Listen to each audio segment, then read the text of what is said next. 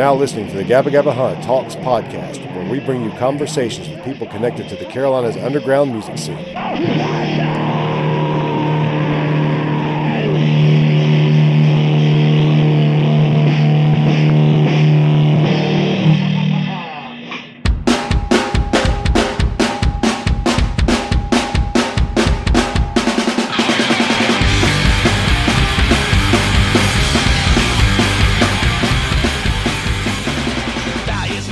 Yay! Hey. What's up? I suck at technology. I hope you've been having a good day. I have. Good.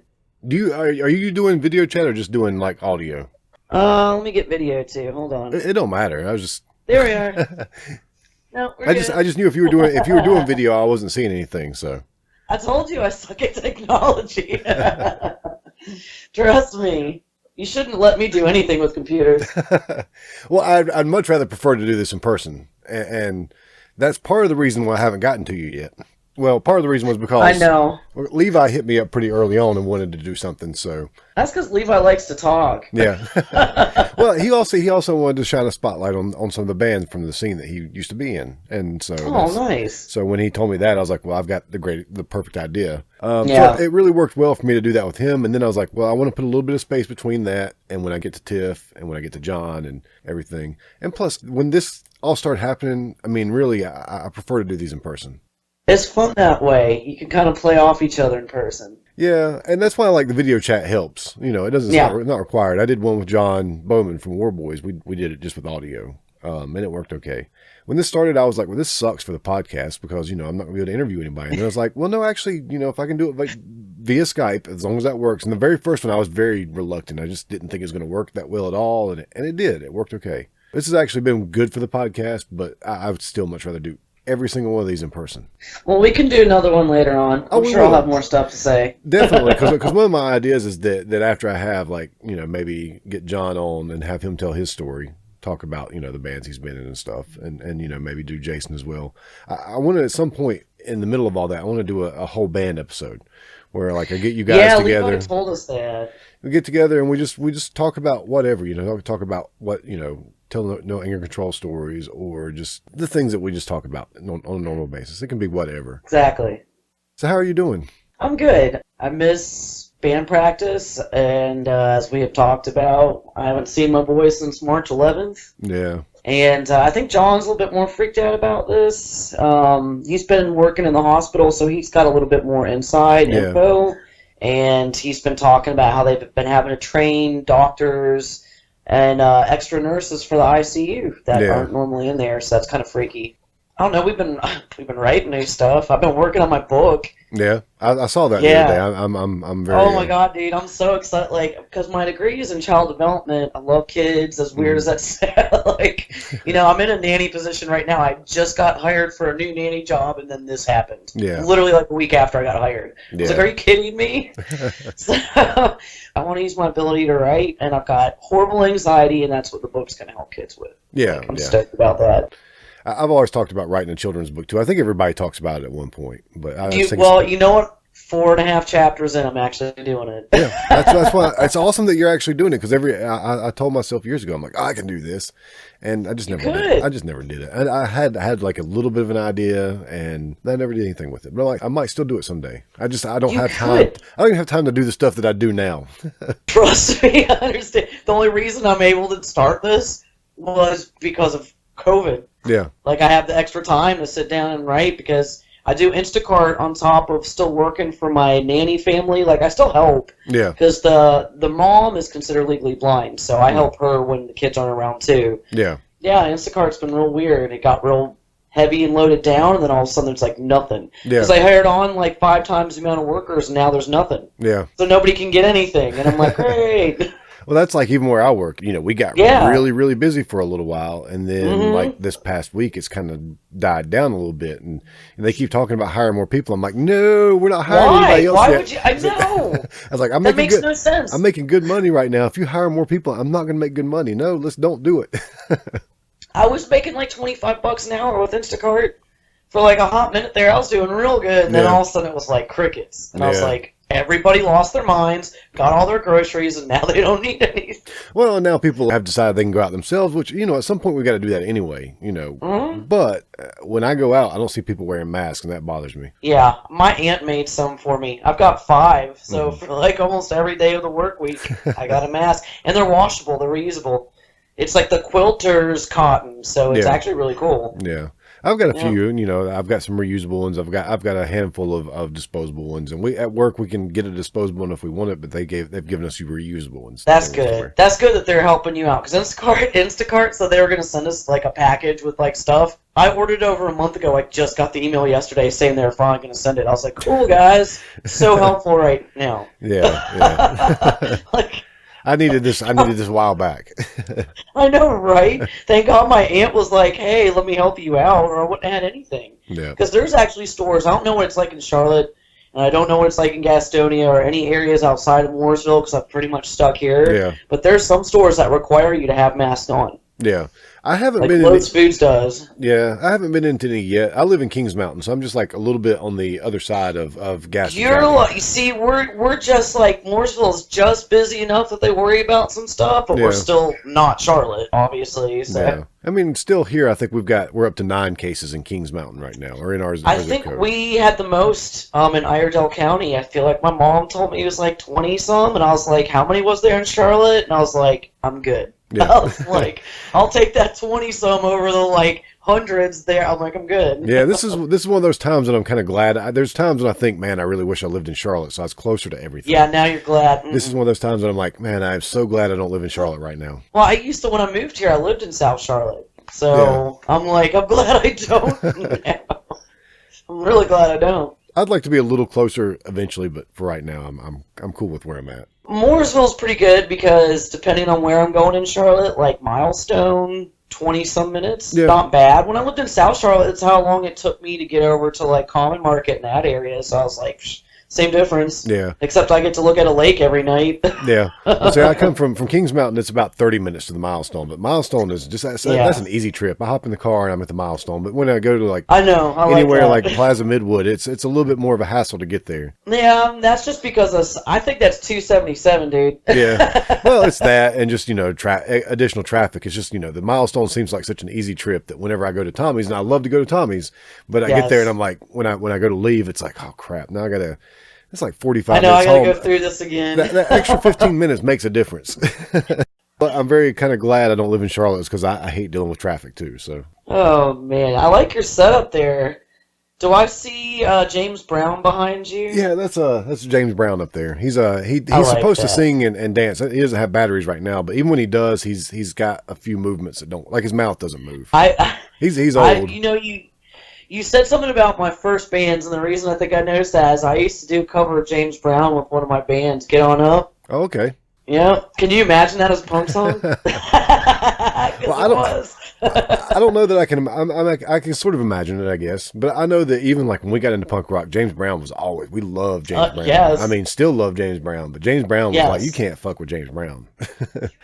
So we're like 16 minutes in, and I'm talking to Tiff Tantrum. And I'll probably cut a lot of that out. Some of that will be cut out. So that's cool. You should cut a lot of that out. and you sing for no anger control. I don't think I really need to say that, but I might as well say that. Yeah, scream for them. Yell a little bit. Where are you originally from, Tiff? So I was born in Fort Lauderdale, Plantation area. It was funny too. My bass player in my first band, like what I consider my first real band, apparently his grandparents lived like a few blocks away from me. Yeah. We didn't meet each other until college. But, I mean, I was only there for the first 4 years of my life. There was a lot of issues because I would have been obviously early 80s. Like, I was born in 83. And so we moved probably around 87, closer to 88. I had just turned 4.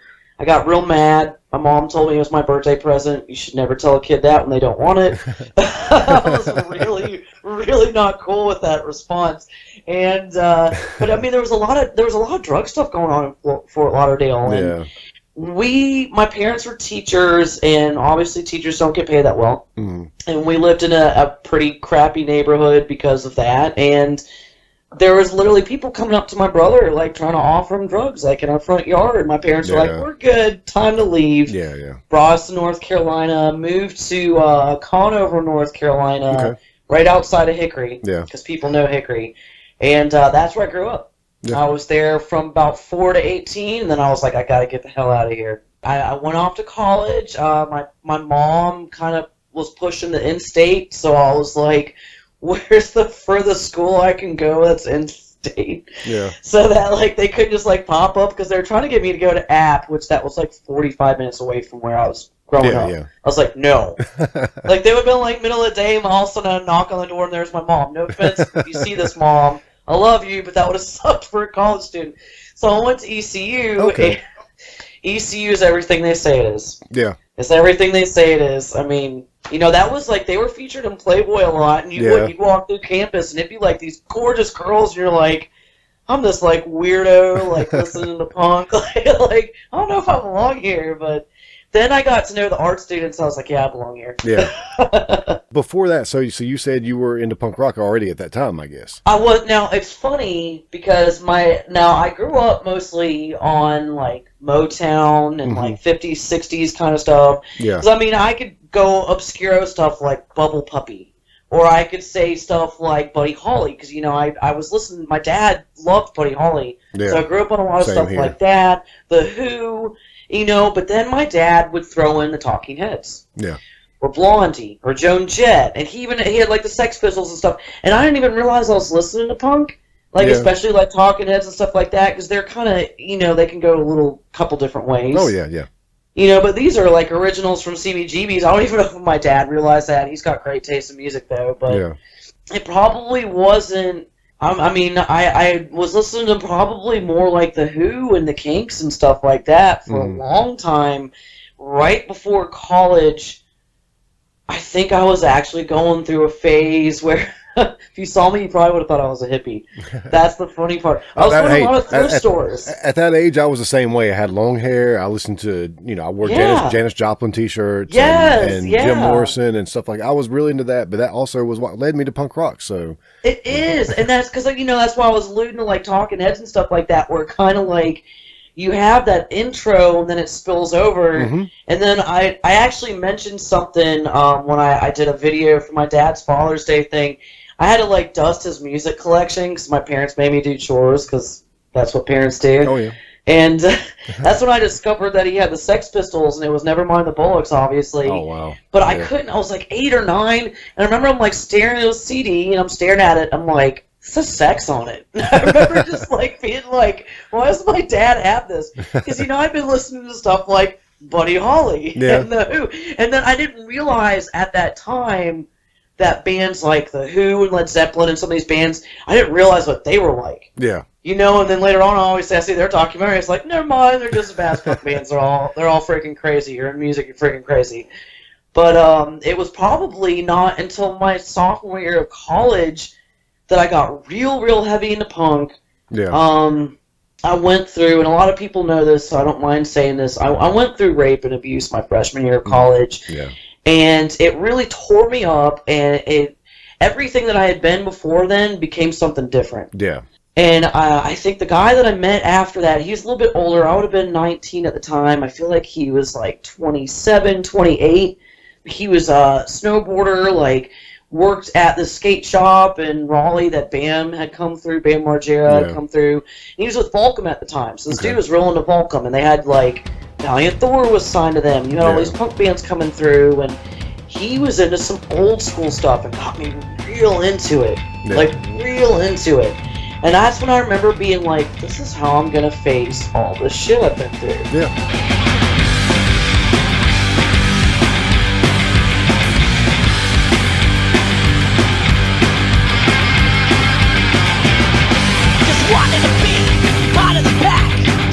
Down, no one has your back. You've been breaking laws, breaking jaws. Now they all say that you were the cause. You knew it was wrong, but you did it anyway. You went along, you were led astray. You knew it was wrong, but you did it anyway. Now there's hell to pay for the hell you raised.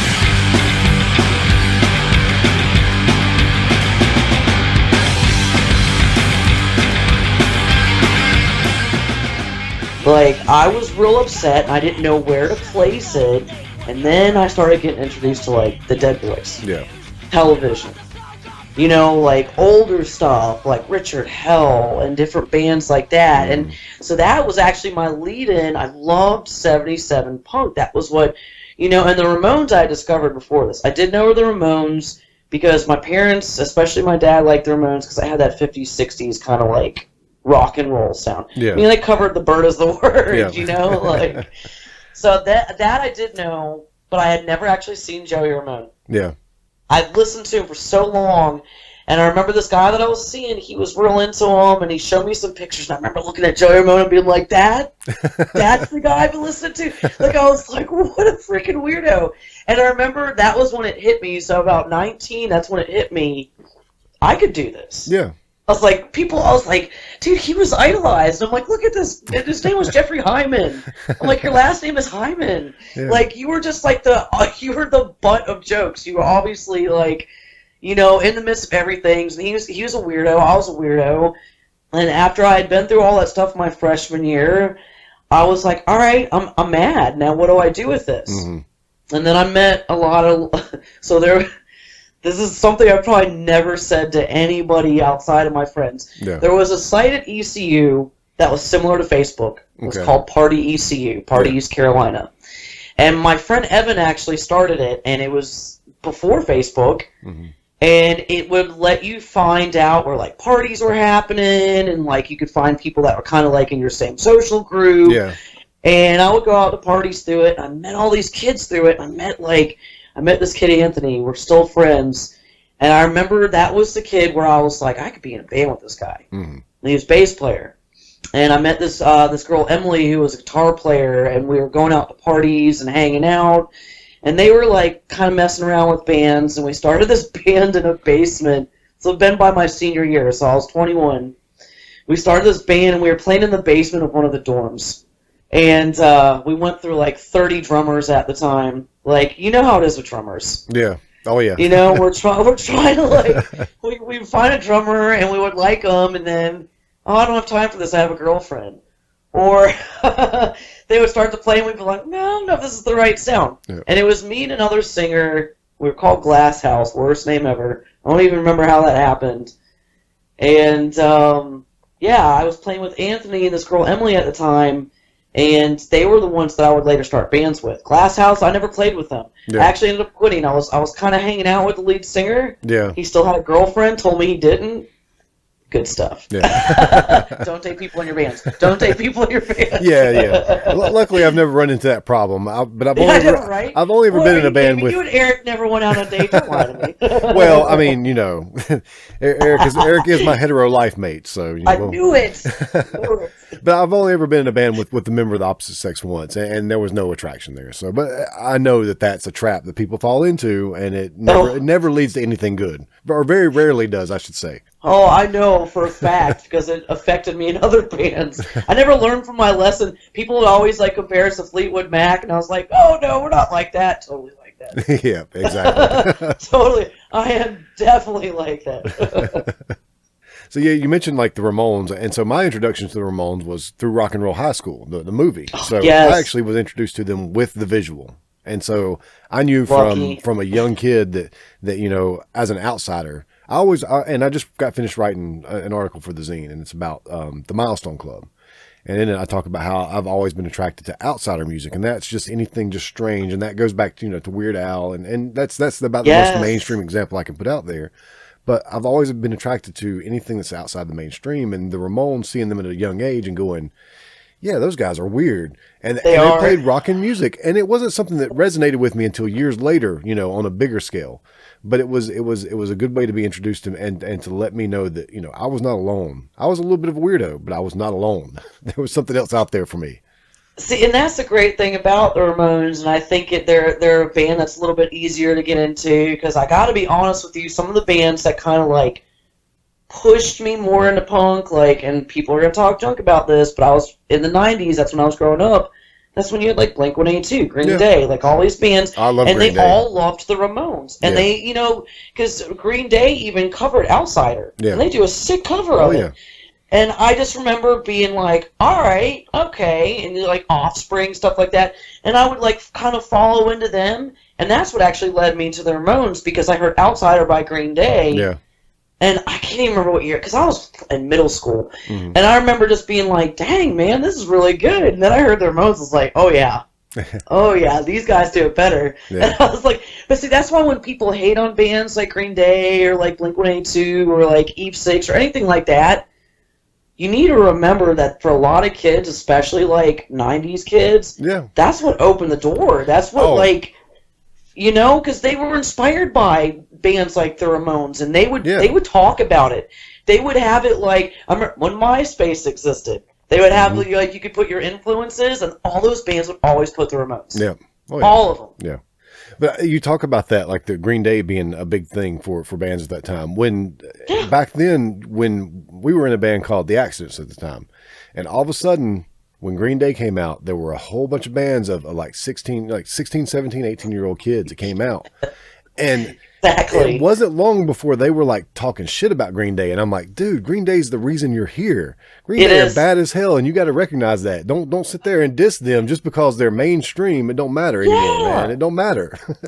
Hey, they made it to the Rock and Roll Hall of Fame. How many of us can say that? Yeah. But I mean, they're the reason so many bands popped up around that time, and for the fact that those bands like sort of turned their backs on them, a lot of them did, just because of the mainstream success. I won't ever turn. I love them. I love Green Day. I still love Green Day. I don't really care for the last album they put out, but it doesn't change my opinion of them. I still love them. Those bands could turn their backs on them. That doesn't matter. They're the reason why those bands existed at that time. And they're the reason why a lot of people that are still playing music today, they're the reason why a lot of those people were playing music in the first place. It's true. Yep. It's true. I mean, that even makes me think of, like, if I really, really was to think about what first made me think, I'm interested in being like that, Cyndi Lauper. Yeah. I saw her in a music video, and I would have been so young. I'm sure it was Girls Just Want to Have Fun. And, you know, the way she was dressed and her hair, I remember just being like, that is so cool. And it's like, people probably don't think of her as punk, but that woman is punk. Like, she does not... If you've seen her recently, she's got purple mohawk now. She's awesome. And she's still beautiful. I love Cyndi Lauper. She is. She's gorgeous. And that voice... Yeah. Oh, my God. She's of course, so she had a song in Goonies. How could you hate someone that has a song in Goonies? Well, and you were talking about that earlier about your dad's collection and the stuff that he liked. And you talked about Talking Heads and bands like that.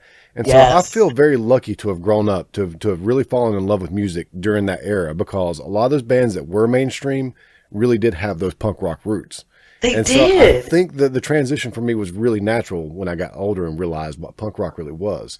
And all those bands still are very important to me. And Cyndi Lauper is one. She was never really punk rock with her music, but she had that punk rock look. And as a kid, attitude. Yeah, that attitude. Kid, I loved that look too. And I remember dressing up like doing punk rock for Halloween one year, and I took it seriously, man. I really wanted to look the part. She would have definitely given you some tips on that, man. Like, that woman, it's awesome. I think mainly it was because, to me, it was the first female I'd ever seen that really looked like that. Because I didn't really find bands like the Slits and stuff like that until later on. Yeah.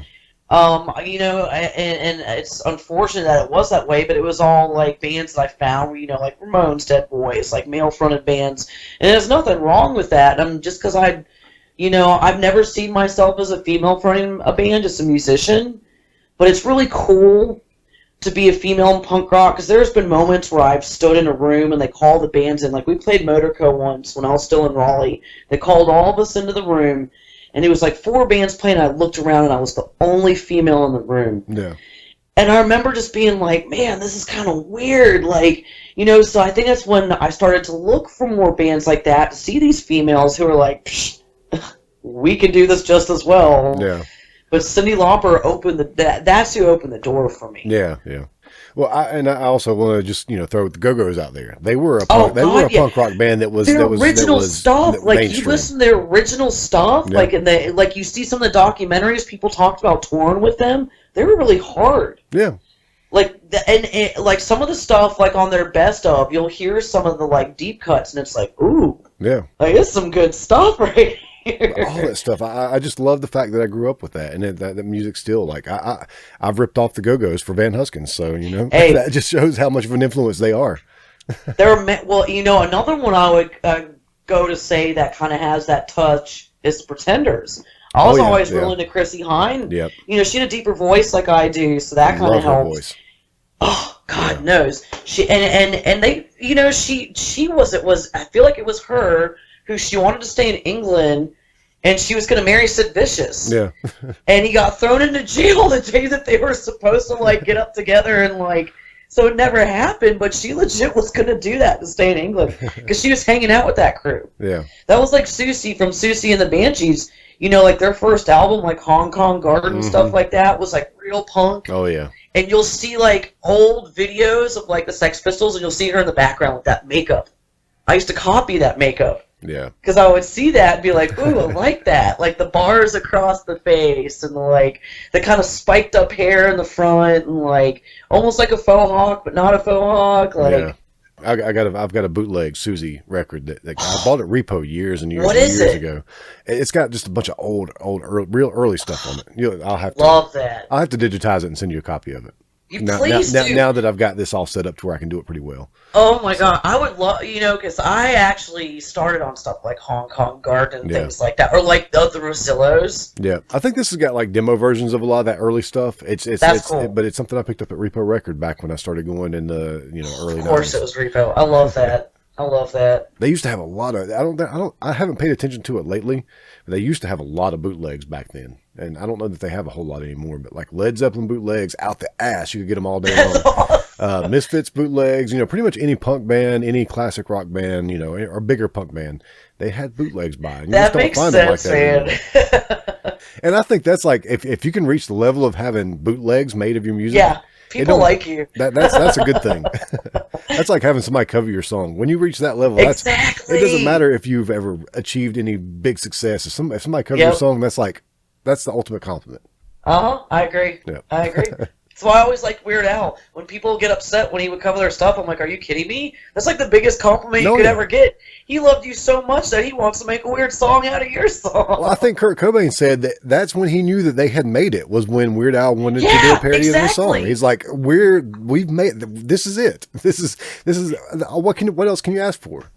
Talk about another band that people don't always see as punk, but I always thought Nirvana was. Yeah. I always thought they were. And Kurt Cobain, his favorite band was Devo. And I was like, heck yeah, dude, I love Devo. Yep, I love them both. I'll defend Nirvana. Actually, I don't really defend them too much because people that don't like them, they're so good. You're not going to change their mind. See, there's no point in defending them, but I love them. They were so influential, and they came along at the right time for me too. The exact right time. I was actually take it back. Okay, I feel like I might have been in 4th grade. And my dad had that. This is why kids were always jealous, because my dad was listening to like Nirvana and Smashing Pumpkins and stuff like that. And I would be in line talking about these bands and like lunch line or whatever, and kids would be like, "How are you listening to that?" Because we were like 4th graders. Yeah. I'm like, "Oh, my dad!" It was awesome. He had such great taste, and actually. Behind me in all these albums, there is where Nirvana was at Milestone. One of the that's behind me somewhere, like where they actually came and played. I thought that was really cool. I always love it, and the Go-Go's played there too. So we have a lot of bands that Oh yeah, there's REM played there. So many good bands played there. But that's one of the things. I have a good story about REM playing there. Did you ever hear about how apparently when they played here, and Mark Lynch will have to tell me if this is true or not because I've heard the story. Yeah. He went up to them and said, "I want a roadie for you guys," and they took him. He did. Yeah, that sounds. Doesn't that sound like something Mark Lynch did? I know he's done a lot of that. So he's done a lot of like work, going on tours with bands. I'm like, man, how do you get into that? I guess you just go up and ask a band. I'm like, is that how it works? but I was I didn't realize that. I was just talking about that article I wrote about the Milestone a while ago. I talk about how Nirvana is kind of the reason or what led me to the Milestone. And you'll read the article and see how they play their part in it. It's a very small part. It's a very small part, but it basically made me go, I need to go to this place. Yeah, I mean, think about it. They're older than CBGBs. Yep. And it's funny because people will see Bad Brains written on the wall. So, real quick story, if we're talking about the Milestone, I was playing with Herbie from Valiant Thor, his side project, Brief Lives. Mm-hmm. We were playing with them up at Milestone, and HR comes in. Yeah. And he's asking them, he's like, "Oh, we need a practice space. We need to come practice." And they're like, "There's a show going on right now, dude. Like, you can't practice here." And they're like, "Go over to No Studios. offer people some green, see what happens. Yeah. Like, you should be fine. And he came back to tell him it worked. Yeah. And, like, right at this time is when Brief Light is playing. Herbie said he was so flabbergasted that he gets up there, and he's like, yes, I'm Herbie, and this is Valiant Thor, and he introduces him as the wrong band. It was fantastic, because HR, and I had no idea. I think we had already played, and I had no idea that HR was standing there, and this would have been only, like, years ago. Yeah. Like, that's great. I mean, it's legit who they've had play there. I mean, there's just been some legends. There's been some legends that have played there. I've seen a lot of really good shows there, and not all of them have been legends that have played, but I've seen some shows of bands that weren't legends that were just mind-blowing shows there. Cause and you might have been the only people to see them. Yeah, the sound of the room, the way the stage is, the intimacy of the place, just I love that place. And I've seen some fantastic shows there. It's a great place. Played some fantastic shows there. Yeah. I've played some good shows there. I won't say they're fantastic that I played there, but I've played some really crappy shows there too. So, and I'm well aware of that. But you know how that goes. About every show though, I'm like, oh, that sucks. People are like, that was great. I'm like, no, it wasn't. But no, we played a few that I know were not that good, but you know, they've all been fun. I love that place. This is why we get along so well, because that's exactly what it should be. When it comes down to it in the end, did you have fun? Exactly, we had fun. Say yes, then you did it right. So what was the first band that you were in? The first band that I was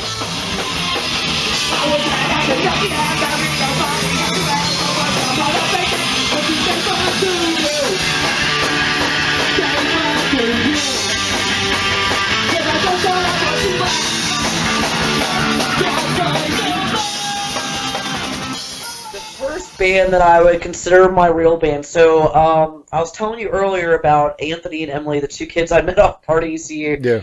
And Emily contacts me one day after this Glass House experience broke up, and she's like, I want you to actually sing in my band. Okay. You know, and she said Anthony's going to be playing bass, she was going to play guitar, and she had found this girl, Kim. Seriously, to this day, one of the sickest drummers I have ever seen. I don't know. She was real into Riot Girl, so she was like real behind like Bikini Kill and Bratmobile and like stuff like that. But dude, you know, that was the band I actually covered James Brown with, and her chops, man. I don't know how to explain it. I feel like she probably could have been a jazz drummer. Yeah. But she also played bass, so that kind of like slap bass at that. So they were like, come over, check out this girl. And I get over there, and I don't even remember what I sang. No, I really don't. I remember what I sang for the tryout, and she said I reminded her of Kathleen Hanna. Okay. Which, like I said, she was real in Riot Girl, so she liked that. Yeah. And they're like, join the band. So we didn't have a name yet, and we played around with stuff, and this was the only time I've been in a band where my name won. I had picked Sheena's Wasted, because Sheena is a punk rocker. Yeah. You know, I was so under the Ramones. So people would actually wear, when we first started, people would wear at our shows, Sheena's Wasted, and on the back it would say, and I am too. Yeah. It was like great. It was like this, you know, I think I was like 22, 23. So I had been in like bands that hadn't done anything. So this is my first real band. And we were kind of Riot Girl. This was right after I had really dealt heavily with all the abuse and everything I had been through. And I wrote songs about this dude not being able to hit me anymore. Yeah. And like, you know how Riot Girl is, like I would actually like speak out about what had been done to me. Oh yeah, yeah. And we did this for a while. And then we started to kind of want to mix it up some. And I remember we're sitting one day and Anthony's like, we sound like a Ramones cover band. Sheena's Wasted. Like, people are going to think we're a Ramones cover band. Yeah. We got to change the name. And I'm like, what? I was devastated because I loved that name. So we're sitting in his room, and he's got a Breakfast Club poster up on the wall.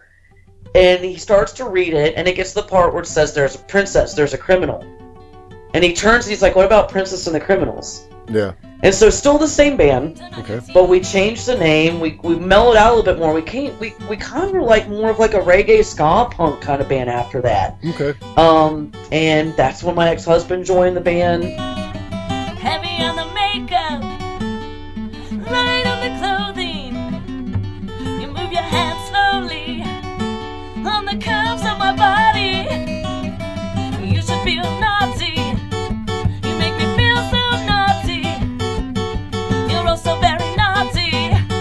You make me feel so naughty.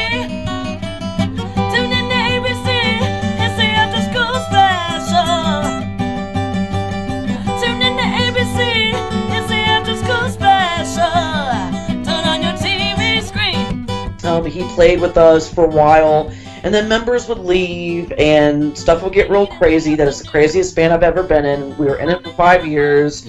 I played with Murphy's Law with that band at the Soapbox in Wilmington. Eddie from Patriot hit me up. I don't even think I knew him at the time. I don't know how he found the band. Yeah. He's like, come play this show. You can open for Murphy's Law. And I'm like, do what now? And I'm like, we got a lot of flack. I don't even think we'd been together that long, and there was another band in town that got mad about it. They were like, it turned out that they said they didn't think we dressed punk enough and that we hadn't worked long enough to earn this. Yeah, some people get butthurt over that kind of stuff. They did. They got real mad. And when, because Patriot was real big, and then, so we get there to play the show, and Patriot's drummer literally quit on them that night. Oh. So we legit got to open for Murphy's Law. Yeah. And so it's Princess and the Criminals. It's one of my favorite stories. Jimmy G at the time, he looks at, after we had played, he gets up on the crowd, and he's like, I liked that last band.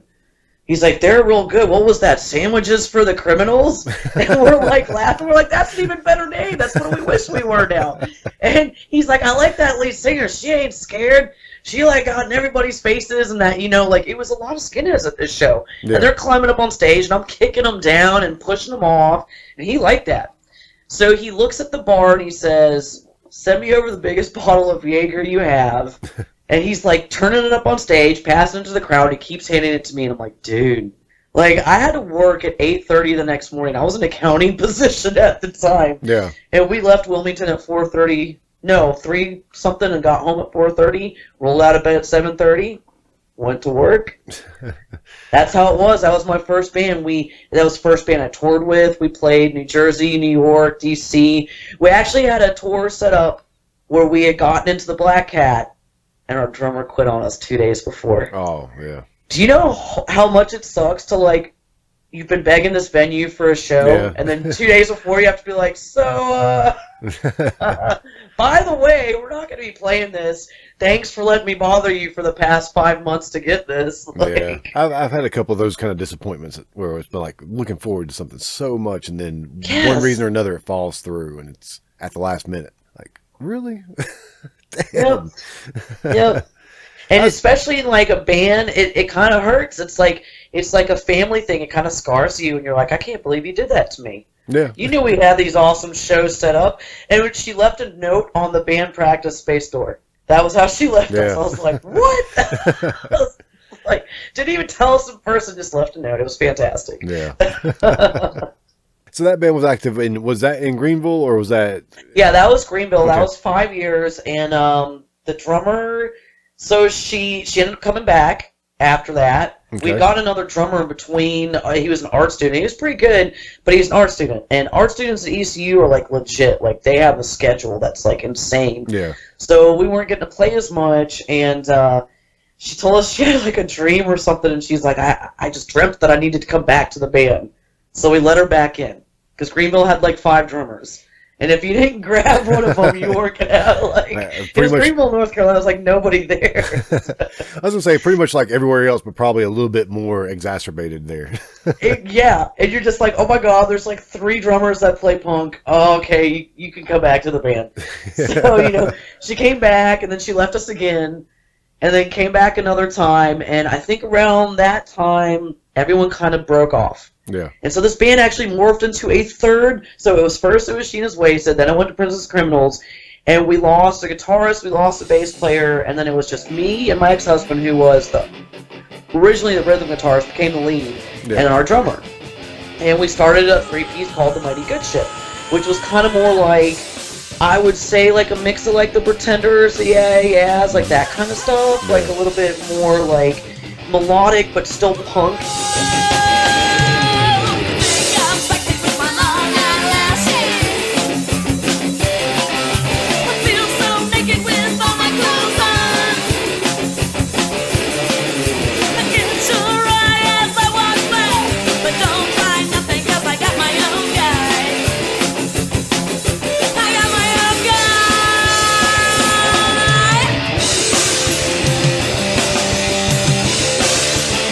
You're not my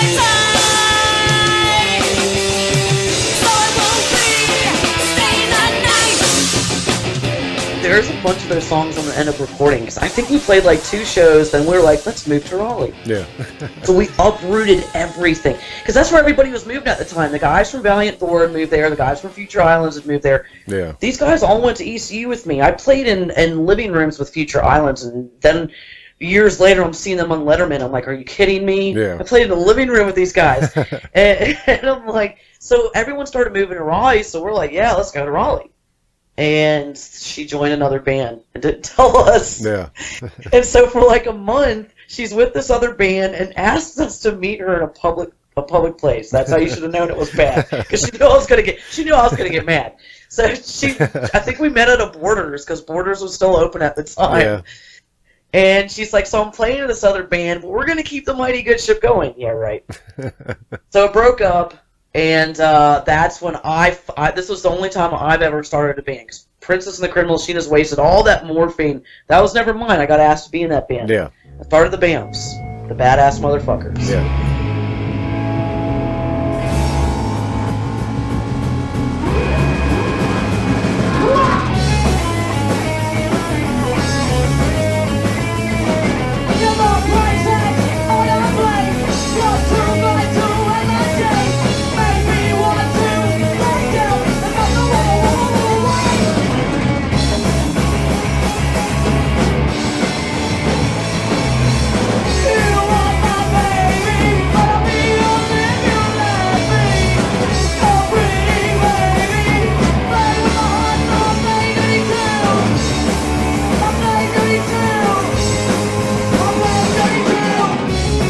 We really, really loved Pulp Fiction. There was a kid that we had played with when we were still in like Princess and the Criminals and all that, because we play Raleigh a lot. In fact, we played, I think our first full-length album that we put out, our release show was actually in Raleigh instead of Greenville, because we had so many like bands that we played with there. Yeah. And a band at the time, Blood Red River, played on it, and they're still together. Those guys are still... They sound like Adventures. I love them. Yeah, I love them. Love them. And Alan, the guitar player from that band, actually ended up recording this band that I started, the Bamfs.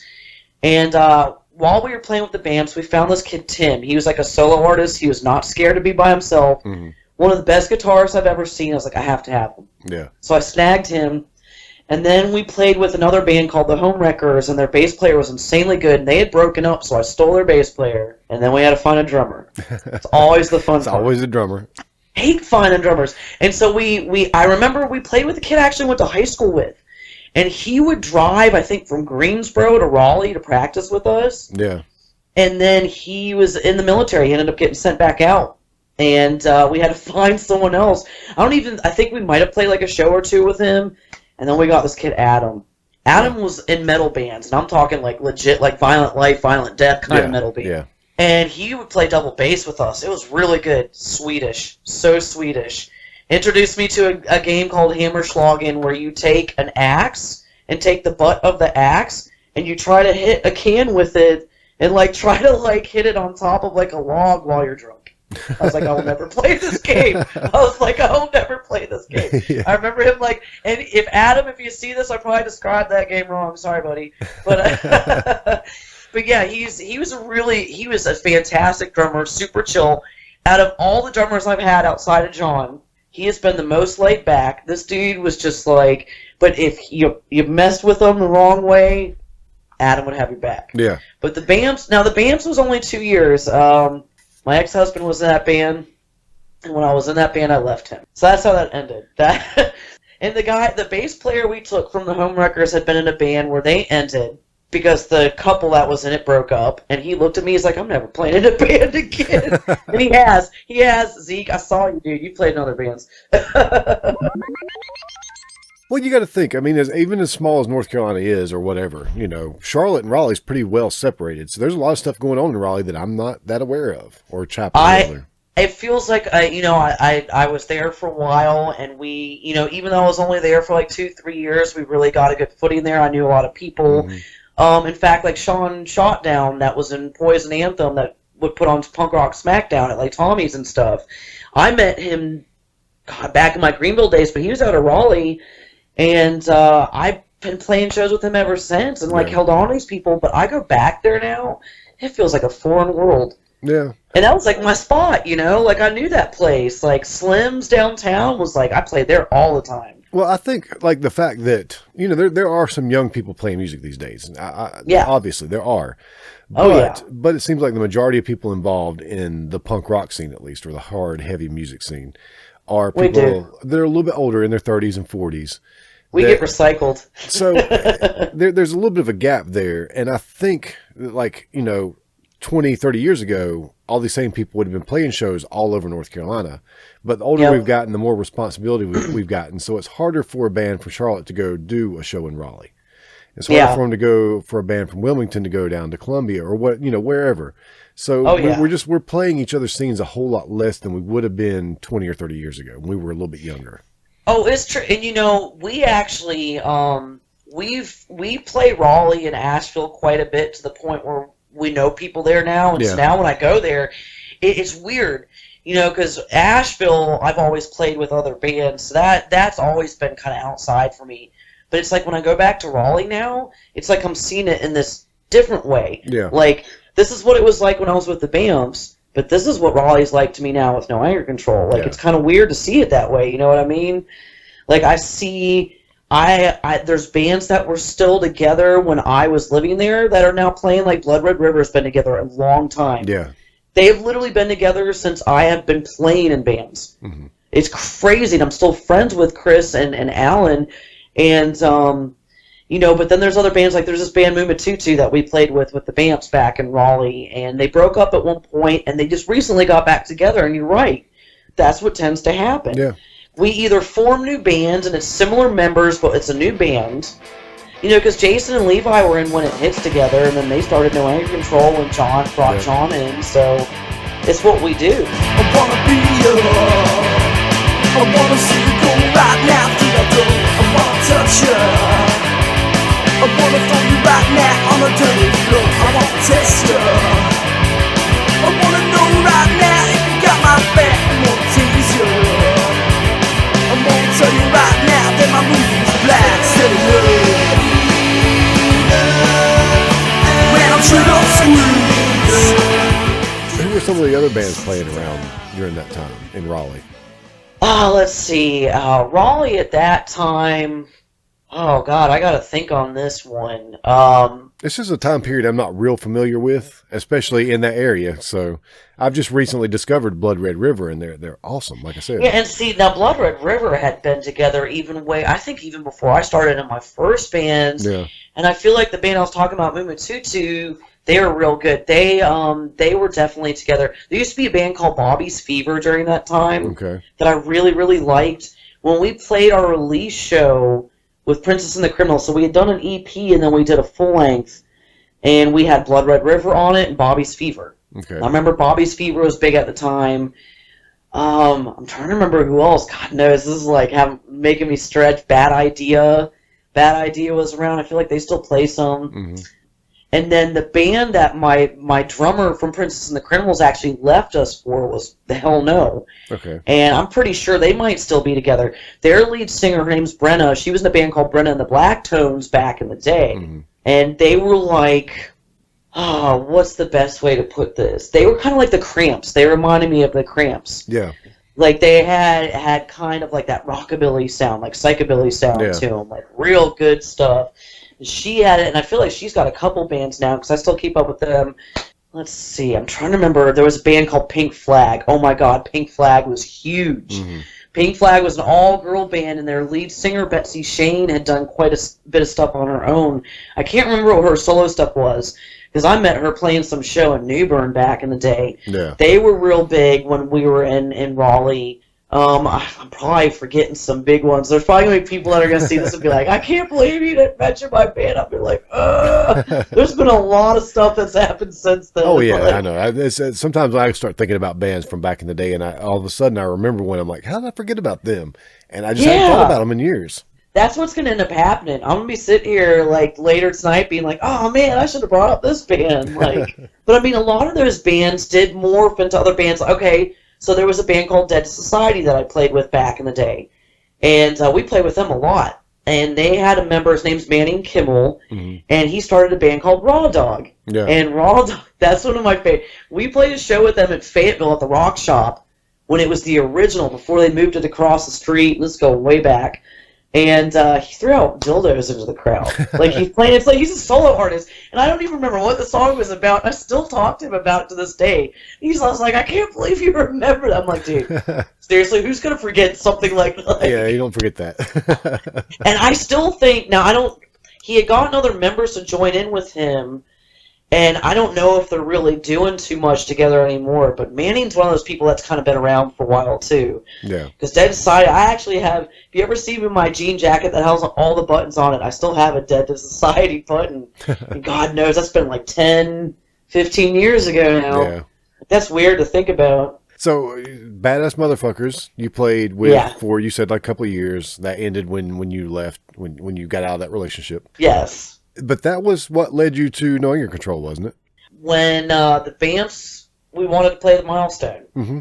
And at that time, I had met Richie Grecki, and he was playing with All Rise. Yeah. And we had played something with them.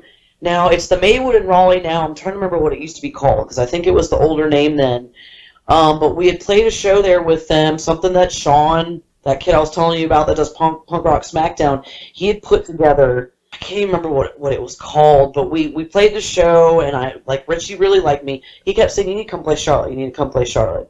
I was like, all right, dude. So he got us on 2 different shows at the Milestone. He set up both.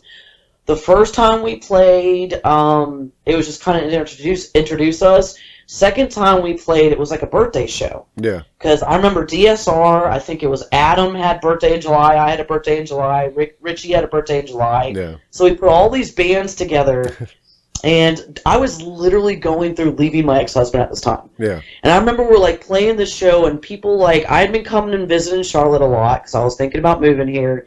And people were, like, giving him the side eye. And he's like, why is everybody looking at me so strange? Like, all these people were my friends now. Yeah. So, we played this show, and it was probably about a month after. I remember I had met Felly that night, too. Felly played with us. Because her birthday's also in July. I fell in love with Felly. And I talked to her and Richie all the time. And they convinced me to come here. And they're both going to tell you that they hate that I say that. But if it wasn't for the 2 of them and the Milestone, because the Milestone is what really made me be like, we don't have venues like this in Raleigh. That's when everything was shutting down in Raleigh. Yeah. The dive bar got shut down. What was it? Sadlax Heroes. Yeah. And then it was the real big one, and I can't think of the name of it. The brewery. The brewery had just been shut down. Yeah. So, all the stuff that we saw happen with Tremont, this already happened in Raleigh years before. Yeah. And I left, and I'm sitting there thinking, I can't believe they just shut all that stuff down. And here's Charlotte with, like, this mecca of venues and the Milestone, and I'm like, oh, I'm going there. Yeah. People there are real nice. Like, it felt like home, so when I decided to leave my ex-husband, I was like, I'm going to Charlotte. Yeah. My brother actually lived here at the time. My old bass player still lives here from my first band. And so I was like, I know people. I'm going. Yeah. And so when I first moved here, I hung out. The only place I really knew was Milestone, and I only had, like, a handful of friends, so I just went to Milestone all the time. Yeah.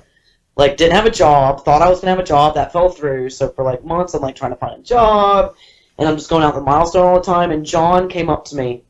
He was like, aren't you in the Bamfs? Yeah. I was like, yeah, I used to be.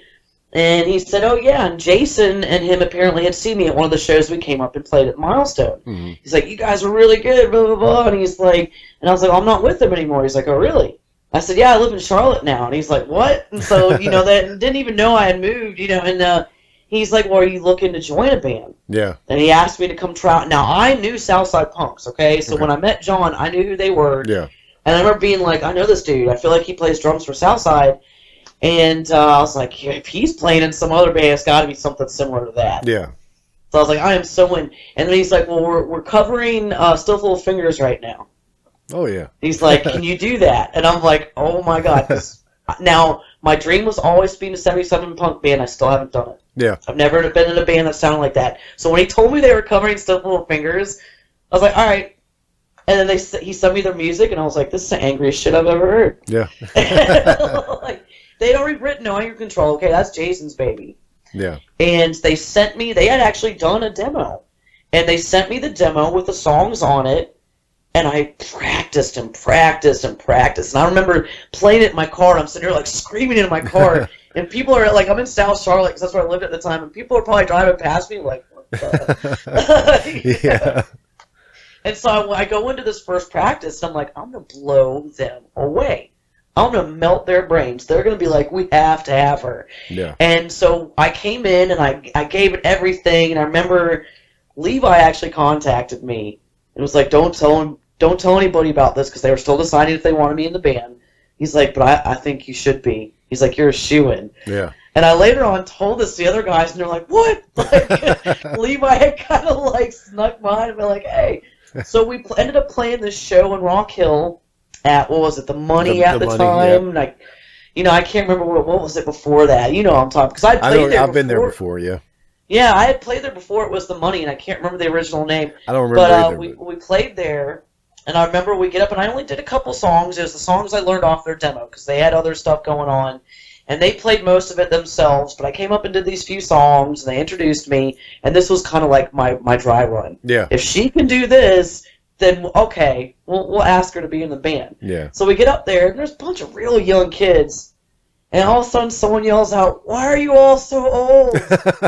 And I yelled back, "Why can't any of you drink?" Like, John, they liked that, so that helped me. And I feel like I put on a good show. I was walking across speakers and being kind of crazy. And at the time, they had the tall boy koozies with no anger control on it. Yeah. And they came up to me after the set. And this was December 23rd, okay? This is right around Christmas time.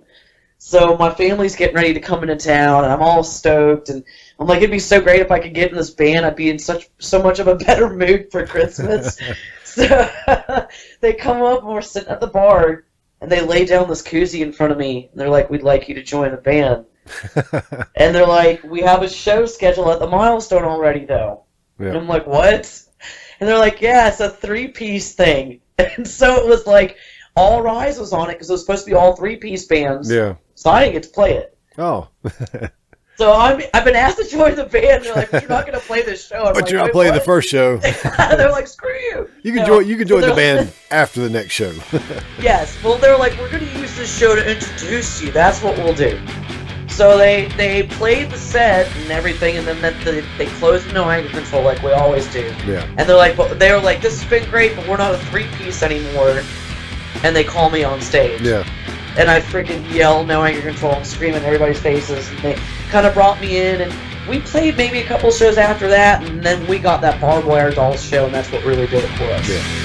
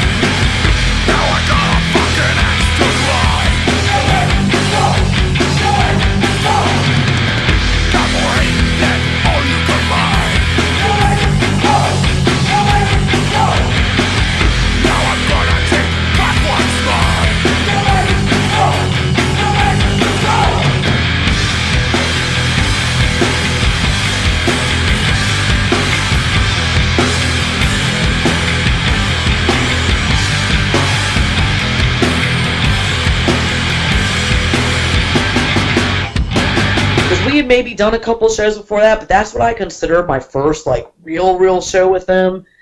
And we got to play Tremont, and Barbed Wire Dolls was just starting to get big, and it was so much fun, and God knows, this is the best band I've ever been in. Yeah, it's really good. Offense, I know some of my other bandmates from other bands are going to see this, and, like, trust me, all of my bands have been so great, but you know how it is. Well, exactly. I mean, you work up.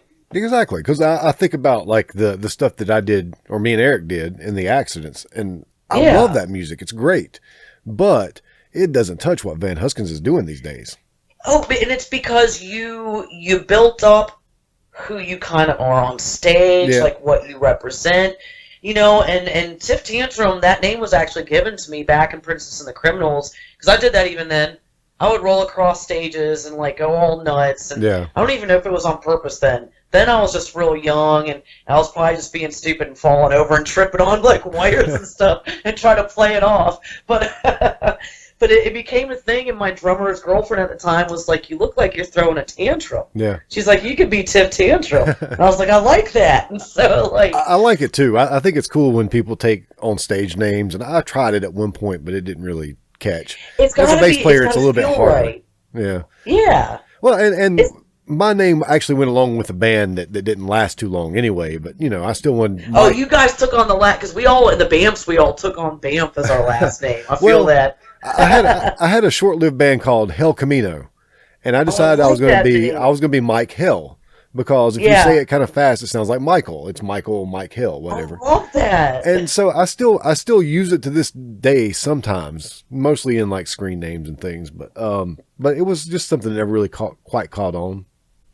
So, but it's I like that. Some people remember that. Some people will still call me that from time to time. Well, I don't know if you've heard what the thing is about band names, though. You're not allowed to give it to yourself, apparently. Yeah. And I remember I was questioning that. Because my other name goes way back, and it was Michael Oatmeal, and that was when me and my best friend in high school, we started a band called the Style and Johnny Appleseeds, and we decided you have to have, like, a punk rock name. And he was Matt Butt, and I was Michael Oatmeal, and we made them up ourselves. And to this day, like, Eric will still call me, like, Michael Oatmeal every now and then. So it's stuck. That's different. That you were real young. Like, I was told, okay, now this would have been when I was first coming up into Charlotte, and they were asking me. I was like, oh yeah, I go by Tiff Tantrum.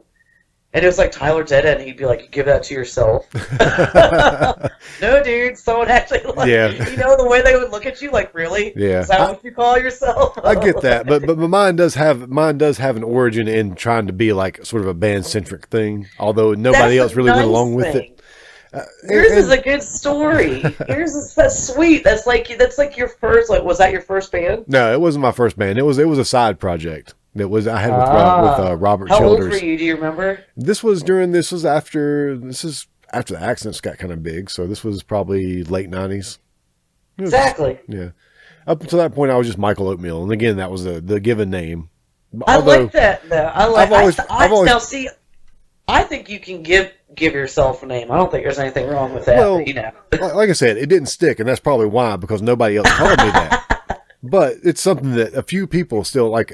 Eric's wife, Becky, she calls me Mike Hill all the time. That's like about all she ever calls me.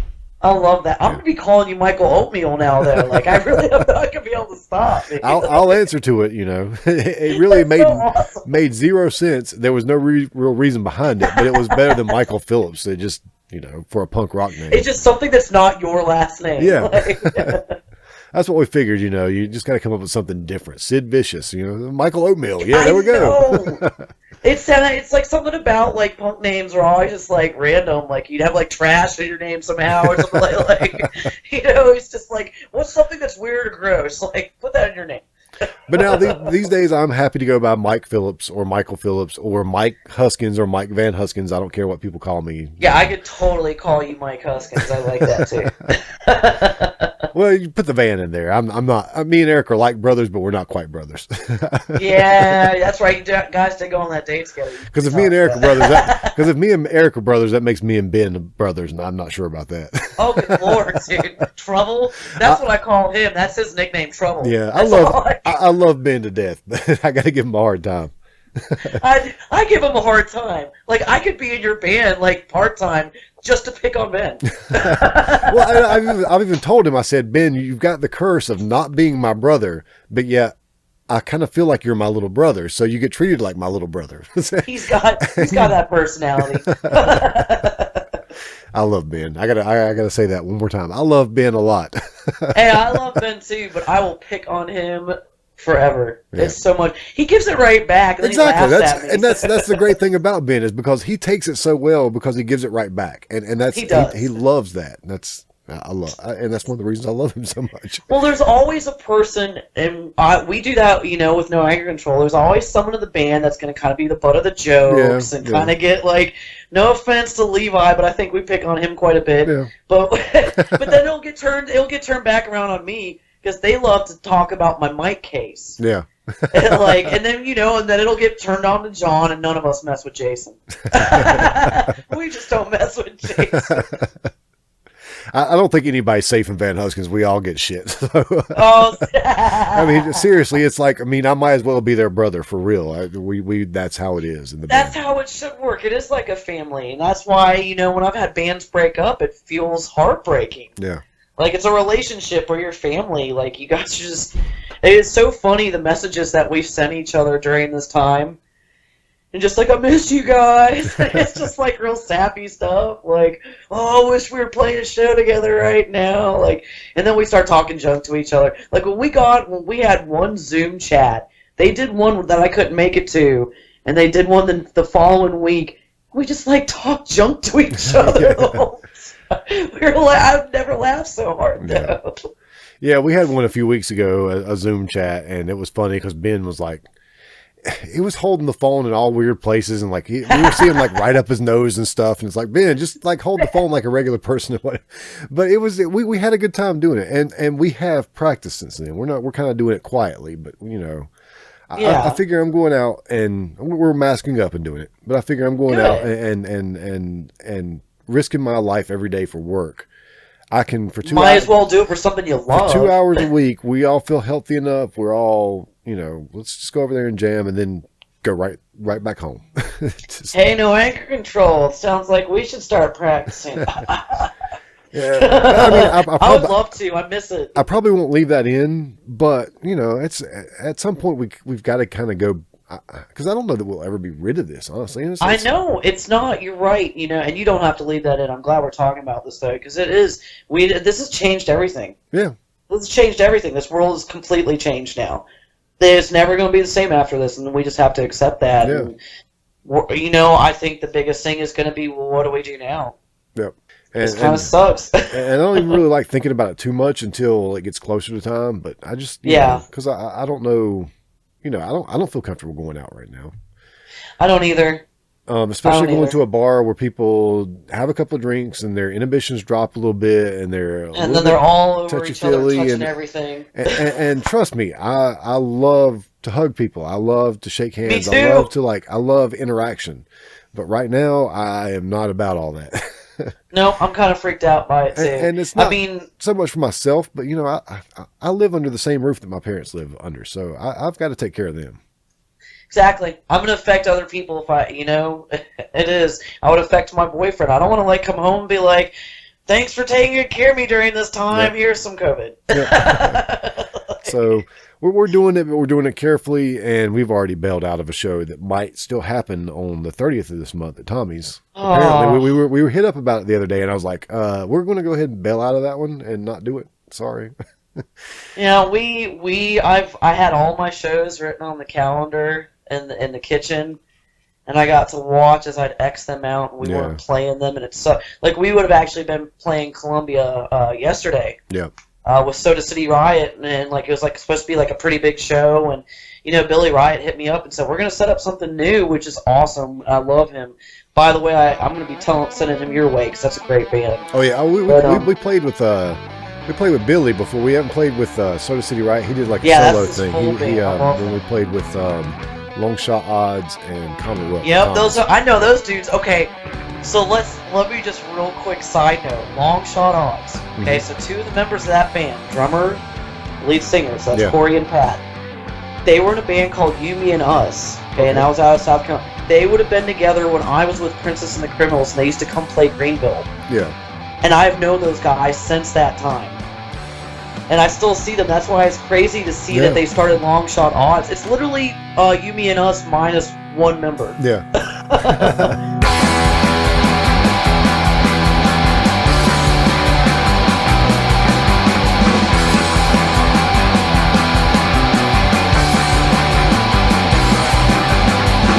To the ether, ashes to ashes, there's no hope or reason. I'm giving up, I've had enough. Just another empty. There's that revolution we were talking about with bands too. Yep, exactly. It happens. Like me and Eric have been playing together for 28 years now, 27, 28 years. You still like each other? and that's incredible. I honestly can't imagine playing in a band without him, so, you know. Aww. That's how I felt about my original bass player. I have, but, you know, I still like, he's the reason I'm still going now, or part of the reason. That's awesome. That's really awesome. No Anger Control is the first band I've been in.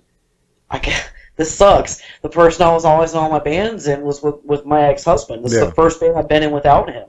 So that's the only person I could think of, and there's no way it ever happened again. Oh, yeah. Never.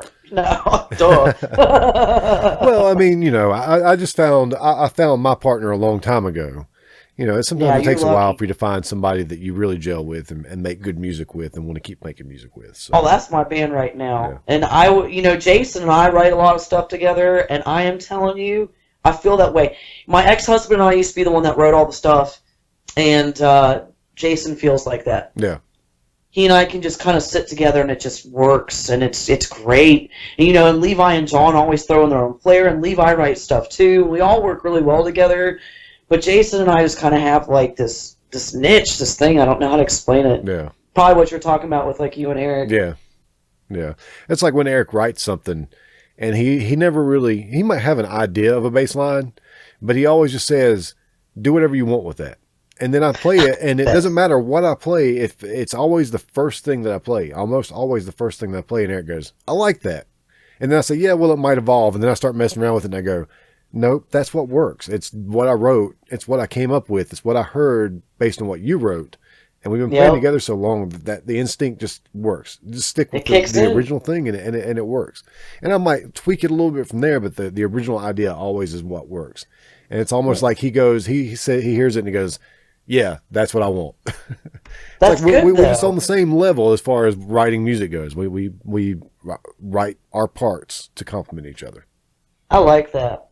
It's funny, too, when you write with someone, how, like Jason the other day, when we did do that Zoom chat, he was talking about how he'll send me a bunch of songs that he just kind of written. Yeah. And he'll play bass guitar to it and put like a drum track behind it. And then I'll have all these lyrics, and I'll find ways to fit them in and rewrite it to fit the stuff and whatever. Because it's just, sometimes I'm just like, whoa, it's like he wrote this to fit these lyrics. And it's amazing. And we'll go through and do that, and then I'll come over to his house and be like, all right, dude, this is what I picked. Here's the lyrics. Then we'll record it together and send it to the rest of the guys. Yeah. Well, Jason said, I'll pick stuff that he never would have thought to pick. And the stuff I write to it, he's always like, I would have never thought to write like that. And so that's kind of the team we are. Like the new one that we're doing, that we just started playing out recently, Hide Your Intelligence. Yeah. He said he never never thought I would have picked a song like that to write to, but it worked, and now like it's really catchy. We all really love it, but it's like, isn't it crazy how you guys can you can write so much alike and then pick something and it's like still add your own flair to it. Yeah. For him to be like, I would have never thought to do that, and I love that. Yeah. I love that. That's what makes a good band, because then you build off of each other. Oh yeah. Yeah, it's not that at that point. It's not just somebody writing music. It's here's an idea I've brought. Let's put this together, and let's put it together as a band, and let's make a song out of this. It might start with like you and Eric or me and Jason, but in the end, it's all of us together, and we all add in our own touch and our own style.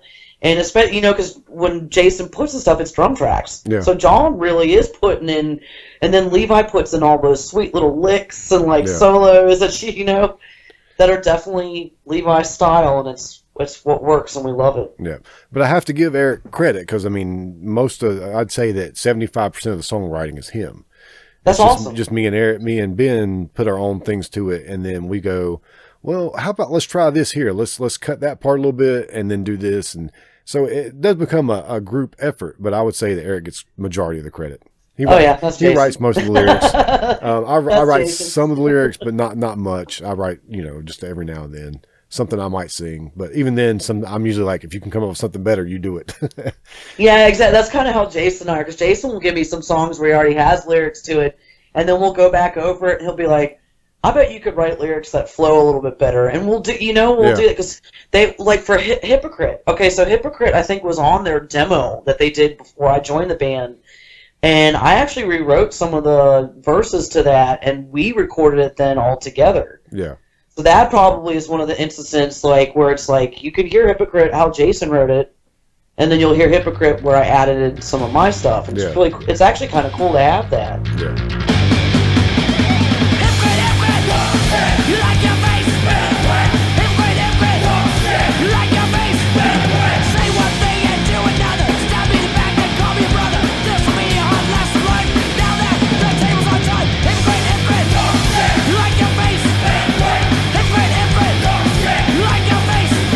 Manipulate and criticize. Mouthful of deceit lies. No one's best and one smack. It's not a warning, it's an attack.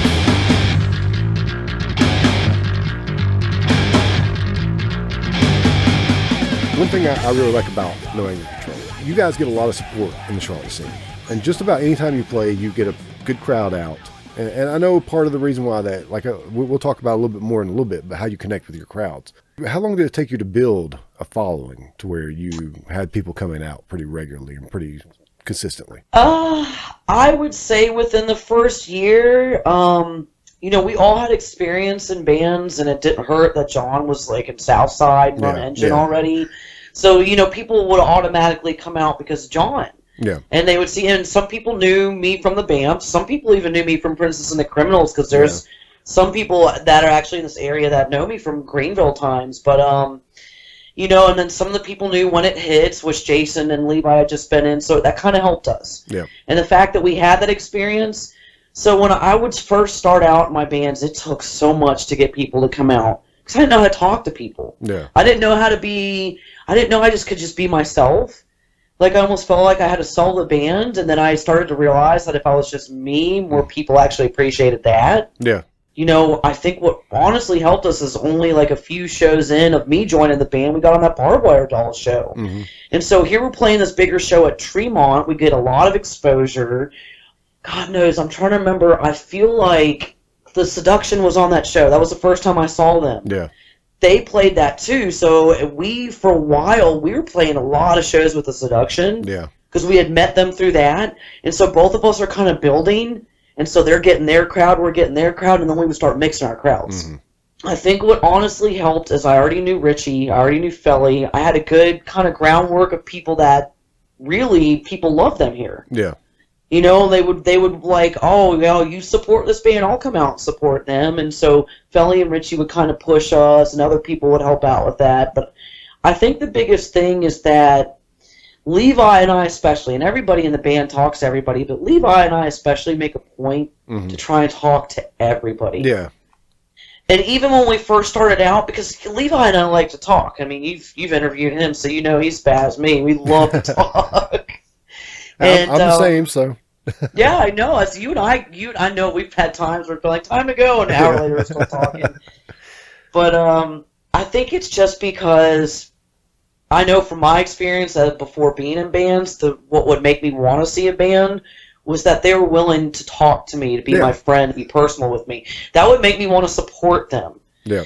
And I don't go out with that intention, but I realize that that's what's helping, is that I just want to talk to everybody. Like being in a band, what I realize more than anything is we can say we work hard, and we do, and we can say we put a lot into our albums, and we do, but we would not exist if we didn't have an audience. Yeah.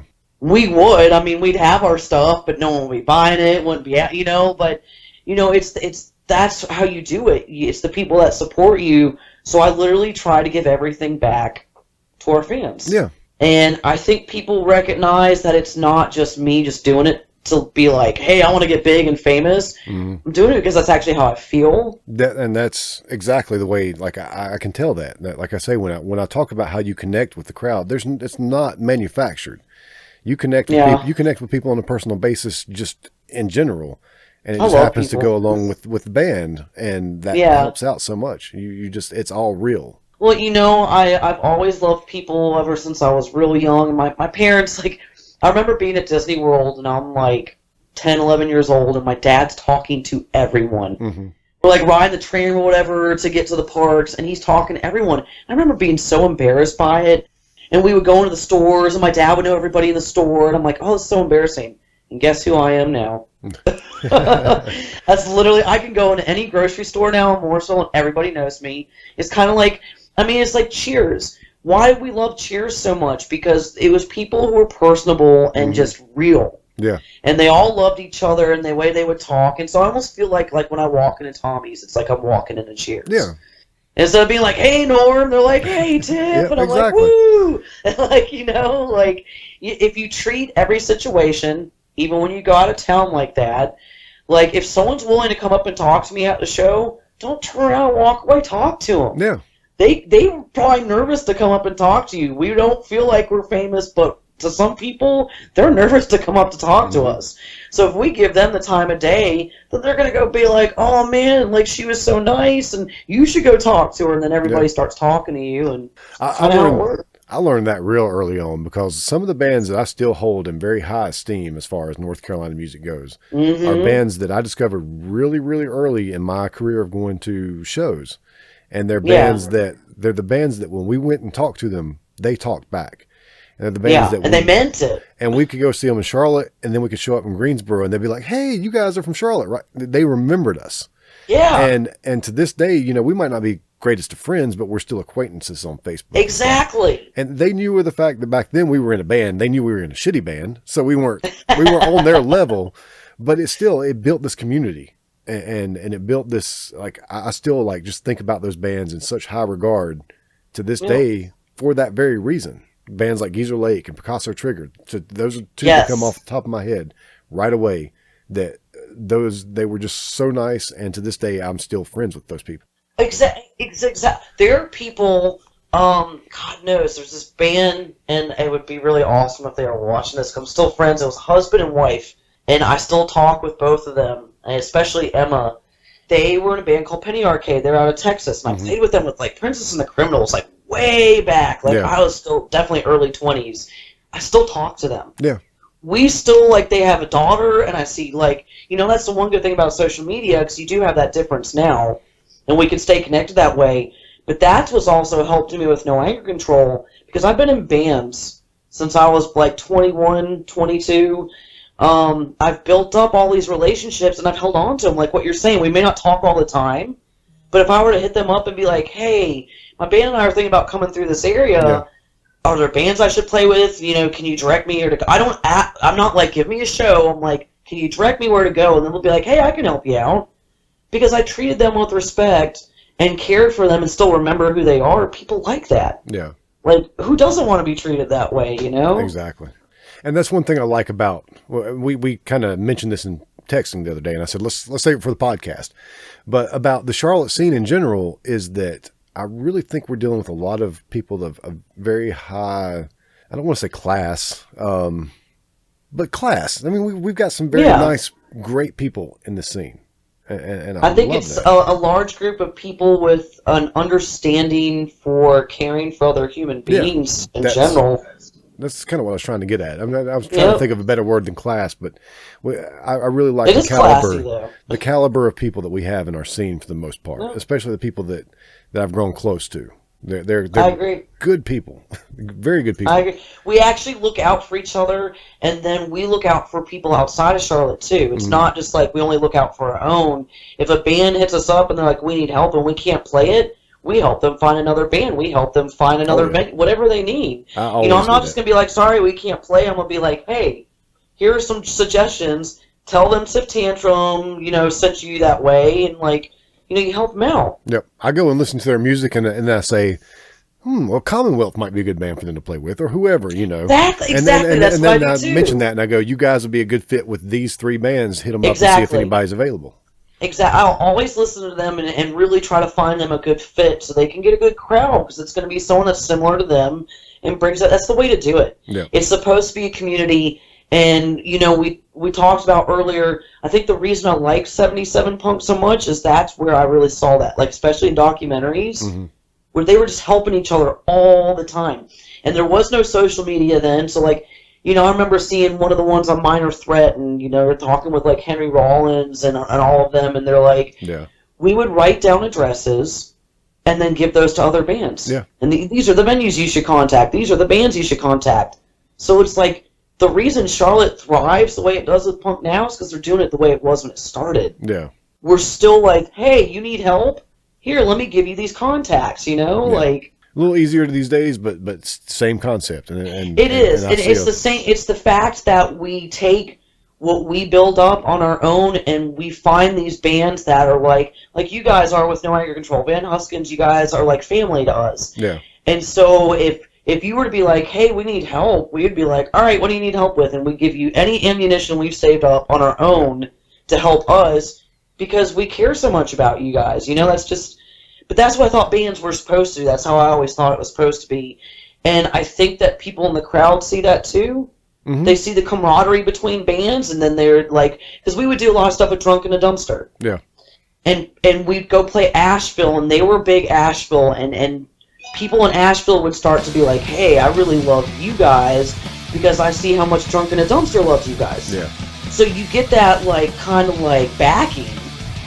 You know, and if it's a band that people really like in that area, well, there you go. That's all you really need. And you don't just build up friendships with your audience. You build up friendships with the bands you play with. I love the bands I play with. Hibernation experiment on a ride. Joel Mission 2505. Not sure his new tattooed ID. He's the smartest guy in the world. President Dwayne Elizondo. Mountain Dew Herbert Camacho. He's got a solution, a three-point plan. Not sure we'll fix it all in a week. It sent me a little bit of the outline and talked about COVID-19 on there, and that's honestly been one of the hardest things. This is the first time since I started in bands, since I was in my early 20s. Yeah. Other than when I moved to Charlotte, I went for about 3 months without a band then. That's what it feels like right now. Yeah. Like, my band still exists, and we're still there, but we're not practicing, we're not playing, and I'm like, this is torture. Yeah. This is my bands are my sanity, my stress relief. Like, you know, it's your outlet. Yeah. And I really, truly don't need money. I need that outlet. I need that release. Like, it makes me feel more human, if that makes sense. Yeah. Like, more like myself. Trust me, when I say that we bailed out of that show on May 30th, it's not because I really wanted to. It's because it's just it just feels necessary right now. Yeah, it is, and it sucks. It sucks to have to say no. It sucks to have to, like I said about marking all those shows off on my calendar. We had 3 already in this month that we have not gotten to play, and that sucks. Yeah. I've never had to do that. This has never happened to me. We had 2 where I've never just been able to, like, months where I've just had to cancel shows and not get to play them. And I'm not even booking right now. I think the only thing we have sort of on the schedule is Punk Rock Picnic in September, and I guess we'll see what happens with that. Yep, that's about, because I know we were looking more towards starting to play up again in August, because it's not just about keeping ourselves safe. We don't want to drag out a bunch of people to shows and they're all around each other, and then something happens and it was because they came out to one of our shows. Like, we're not trying to, like, you know, and it's not that we don't want to play, it's just that you really have to consider, you know, it's just like what we were talking about earlier. We look out for each other, so yeah, we're looking out for our audience right now too. Yeah. I don't want to get anybody sick. Yeah, and me either. That's the thing. And like I said, you know, we've all got family to worry about too, or people that we have to be around in our regular lives. So what we do out in the outside world, we bring home to other people. Yeah. So I'm just, I haven't even seen my family for that reason. Like, I haven't been able to see my parents because of how much older my dad is, and just kind of like, you know, you have to be aware of what I could bring. My brother and I both have Crohn's, so we've had to worry about that. Yeah. But I did want to ask, like, so you've recorded 3 or 2.5 albums, I guess. You recorded the first album, a split with Drunk in a Dumpster, and then you put out another album last year. 2019. Album-wise, we had our first release, what was it, like 2015? 2000? Oh, God, this is bad. My bandmates are going to be mad. I think 2013 probably when you guys started, right? Yeah, and we did, because that was when I moved here, and I feel like the first release was about a year after that, so maybe it was probably 2014. We did the self-titled. Yeah. And that was where I actually got attacked by a dog before we even started recording. And John was like, "You need to go to the hospital." I was like, "No, I'll be fine." So we recorded. I went to emergency care the next day. Got a tetanus shot. Everything was fine. But so that would have been the first album, and that was self-titled. And then we did the split with Drunk in a Dumpster, and then we did the one we just released, Lessons of Mass Destruction. Yeah. And we're working on. I'm not trying to give away too much, but we're working on something right now. Yeah. And I just looked it up on Spotify. According to Spotify, the first one came out 2015. I knew it. That's what I said. So I don't know that date's like. Rest and we'll put in 2015. And then the split came out in 2017. The one with Drunken and Yes. And all three of them, they're all three great albums. I really, really like that last one though. It just sounds really good. You recorded that with who'd you record that Old with? House. With that would have been with Chris Gargas. Chris Gargas, that's right. Yeah. He's so good. Yeah. He is so awesome. Yeah, I like working with him because he did the split with Drunk in a Dumpster too for us, and that one was kind of quick and thrown together. And John knew him, and we kind of rolled in there like, all right, let's check this out. And the reason we picked him for this last one was because he knew our sound. Yeah, he really understood our sound, and because we had just done the split with him, we're like, oh man, if we do a full length, we just got to get someone that really understands us, and that way the process was a little bit not necessarily simpler, but that it was a little smoother. Yeah. Because he already knew kind of what we liked and kind of like what levels we were looking for and everything. He's really easy to work with, super nice guy. Yeah. So that was fun. That's what I look for whenever we go to record is, well, we've worked with Brandon Hamby, and he does a fantastic job. And that last one we recorded with him partially because of the same thing. He knows our sound. He knows what we're looking for. Exactly. And also, I trust him to like do his own little magic with it. He doesn't put like his stamp on it. There's no sound. There's no Brandon Hamby sound. But he does something with it that I don't think about doing in a lot of cases. Yeah. And then when I hear it and I listen back to it, I'm like, oh, I like that.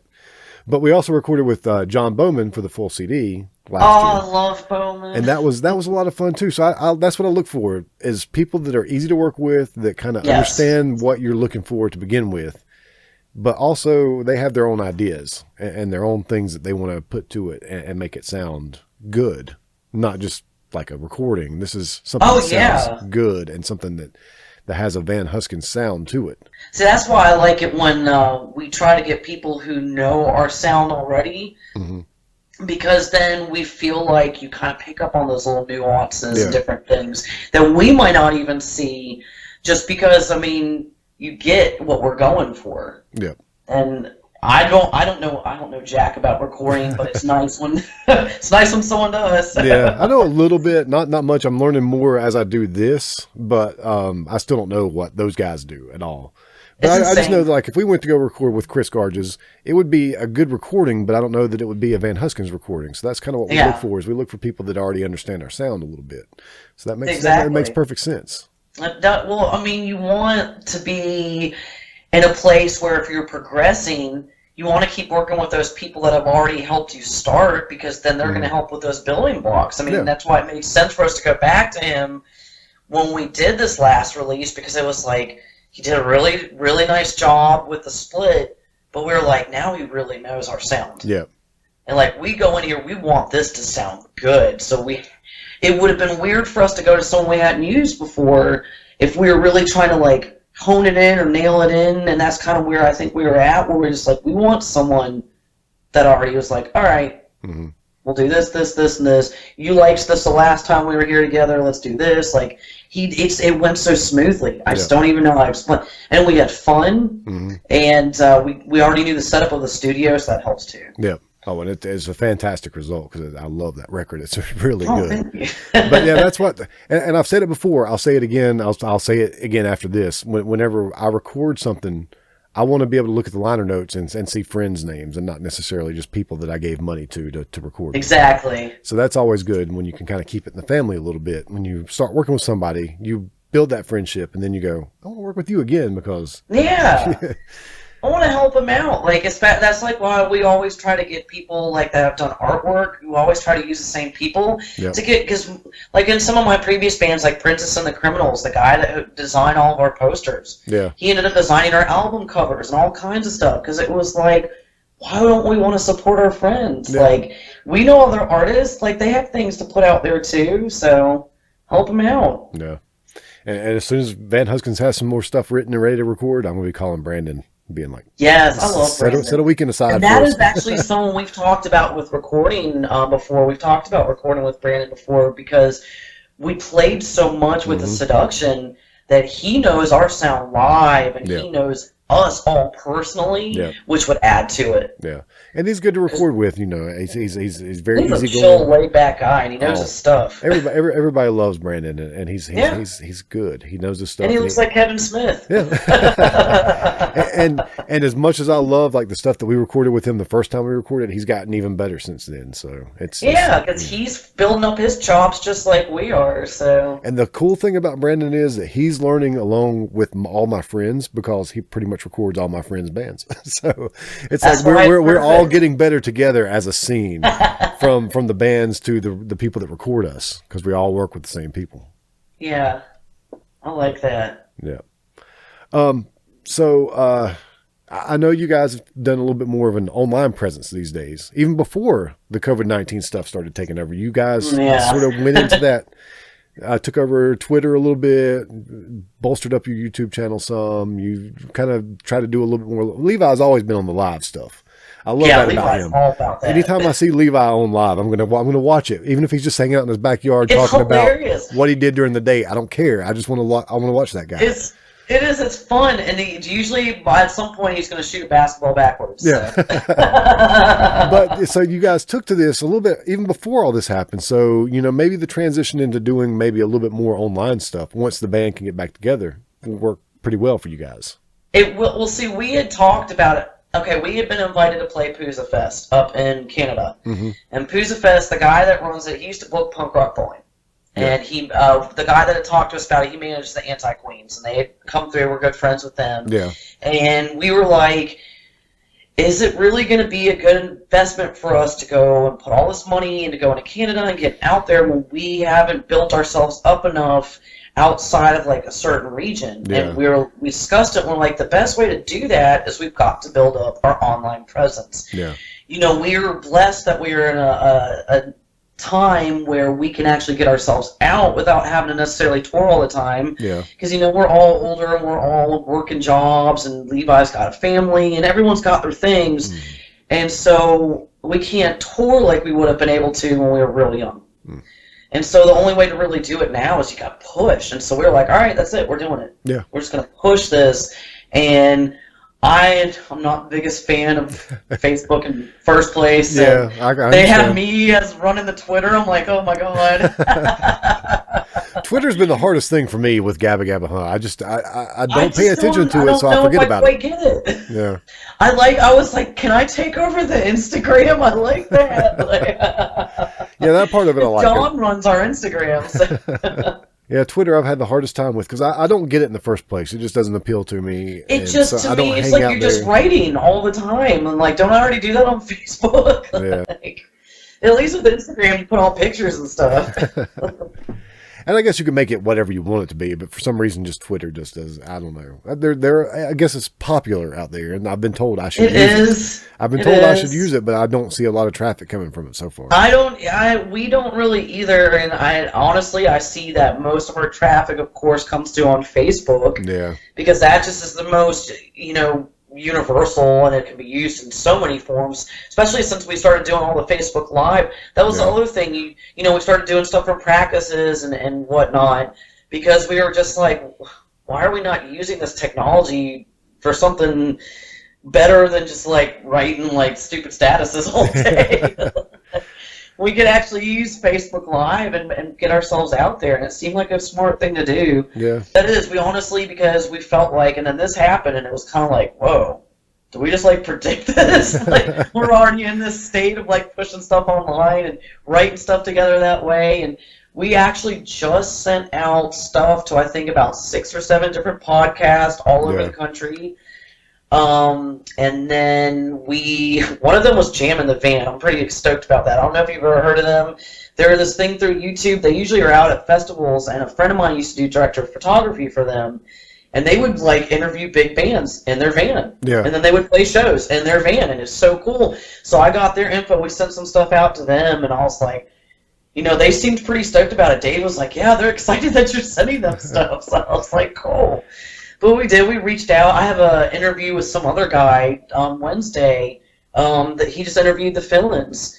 And I saw some of his stuff, and I was like, this is great, though. Yeah. Like, it's like people are finally like, oh, hey, look, we can use technology more than just, like, to cut people down online and, like, destroy other people's lives. We could actually be pushing our bands. Yeah. I need to look into that more. I've been more focused on this than I have on Van Huskins, which I feel bad about that. But, Eric and Ben can do some shit, too. Yes. So, dun, dun, dun, but... I do need to like out to your friends, and I can give you some of the stuff that I've acquired recently. Well, we got a review today from some place in Croatia that Trash Room hooked us up with them. So I really need Cool. I need to do that a little bit more. Just take the chance. It is. It's not as easy. One of the things that we keep talking about, technology does help, but at the same time, it does make it a little bit harder to reach out like you used to. Like when I first started in bands, like MySpace was kind of a thing. But you really had to like put in a lot of footwork. Yeah. A lot of footwork, and I feel like I've gotten a little bit lazy with that because technology's made it easier. Yeah. And then suddenly my guys are like, "Hey, we want to be on all these podcasts," and I'm having to talk to all these people and write all these messages. I'm like, this is a lot of work. Yeah, it is. When I start thinking about that, I'm like, that's the last thing I want to do is write a bunch of messages and stuff. But I know it could pay off, but I also feel like so as easy as technology has made it, it's probably also made it to the fact that, or to the point to where places like that sometimes get inundated with a whole bunch of crap. Yep. So then they have to sift through it. So when I send something out, I don't necessarily expect a response. I just, hope for the best. And today we got it. I woke up to this morning and saw a review, and I'm like, hell yeah, that's awesome. That's so awesome. Somebody in Croatia listened to Van Huskins and wrote a review. That's bad as hell. That's cool. We had one. God, what country was it? I feel like it might have been Sweden. Yeah. And it was like this like punk magazine that had been around since the 80s in Sweden, and they reviewed, I think, the Split album. Yeah. And we were just like, this is great, because you want to get your stuff. Yeah. And we had to actually translate the article. It was awesome. and those things, honestly, just like I said, whenever I got the little article in My City magazine, that means more to me than being on the cover of the Rolling Stone. I love that. Because I love anything that's a little more homegrown and something that's been around for a little while. Ellen put a lot of work into that. Yeah. But I mean, just, like something out in Croatia, that means a lot more to me than Rolling Stone does. It might not be prestigious or anything, but this is somebody that's doing it because they love it, not because they're making a paycheck. That's why we've been doing, and that's why we've reached out to so many podcasts, because what you do and what a lot of these other people are doing is the same thing, where they're putting their free time into this. Yeah. And, why not be sending your stuff to people like that? And we basically send out care packages. We send out all kinds of stuff that they can give away if they want. Yeah. I think we sent the record and the new album, and then, a bunch of koozies and buttons, and just, being like, thank you. Yeah. Because that's hard work. This is your free time. You guys are here it is a Sunday evening when you could be doing something better than talking to me in a bathroom. Well, it's like I tell bands, I say this will take, depending on what we're doing. If we're doing just a release thing, like I did with True Lilith a few weeks ago. This might take 30 minutes of your time or an hour of your time, or, a longer interview like this, a couple of hours of your time. And then I'm going to put 6 hours of my time into it to put something together that you can use to promote your own band. So take advantage of that, because people, we're out here, people that love music, and not people like me. Not everybody plays music like I do. Yeah. Some people just do this because they're music fans, and really take advantage of that, because we need to do that. That's why we decided that we wanted to not just be here, we want you to play our stuff. We're here, let us send you a bunch of stuff. Yeah. And say thank you, because holy crap, man, you're doing something that I wouldn't want to spend all my time. We put a lot of time into our bands. I don't know how you guys can do. I mean, that probably makes it harder for you, because you already have enough time that you're putting into your own band, and then all the effort you're putting in for all these other bands. You're awesome. Well, I work and I have Van Huskins and I do this, and that's my life right now. That's a good life. That's a good life. Luckily, I don't have any other distractions. But a lot of people out there that love you for doing it. Trust me. Yeah. But it's a lot of fun for me. Even the editing part of it that sometimes gets to be a little bit tedious. It's fun. Oh yeah. We could probably talk about what's next for No Anger Control, but everybody's kind of up in the air right now. I think we're all writing music. We don't really know what's going to happen with the next shows. I think you've heard a lot about like I said, we're pushing all this stuff out. We've got our stuff on some compilations coming out now. I feel like it was the rep that we actually get some of our merch from was like, hey, I'm putting out a compilation, and I'm going to be sending it out with all my merch and stuff. And Jason was like, yeah, put us on that. And then we've been sending out stuff to podcast, and we're working on new material. Yeah. Like, that's what our big thing, even if we don't play shows right away, because, we're kind of like a little iffy about that, it'll give us time to get together and work on this new material that we've been writing during this time. So. And honestly, I can't stress enough how bad I feel about that. The fact that we're not going to be one of the first ones out there to be like, hey, give us a show. Or that I'm not going to be one of the first.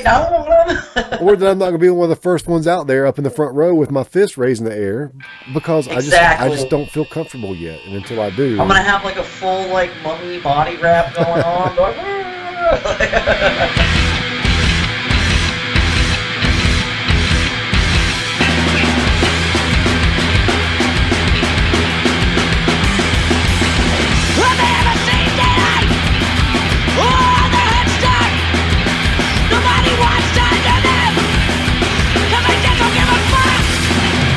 Don't care about anyone.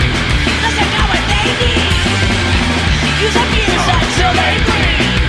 Their ego is nasty.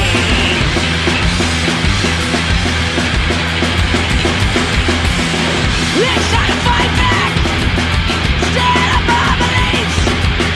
It's not all this. Bring them to their knees. Don't care about anyone. Listen to what they need. Use abuse until they bleed. Their ego is nasty.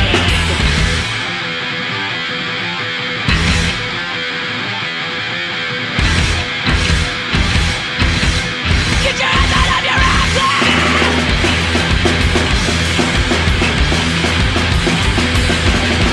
This is our world too. Don't give in to their thieves. Time to take the one's ours. You never thought community. Don't care about anyone. Nothing got what they need. Use abuse until they bleed. Their ego is nasty.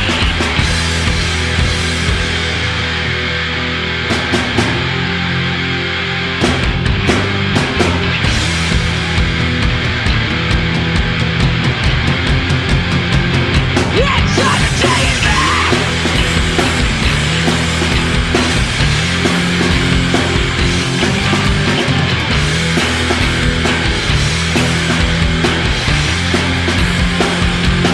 Take it back.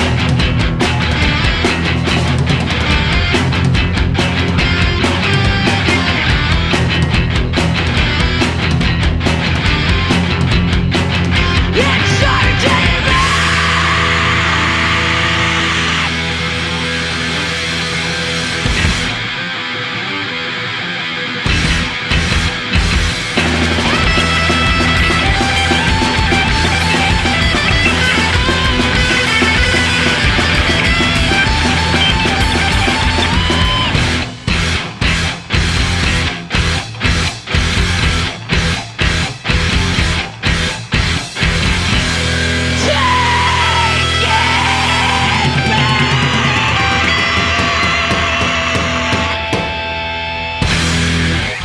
That's awesome. Yeah.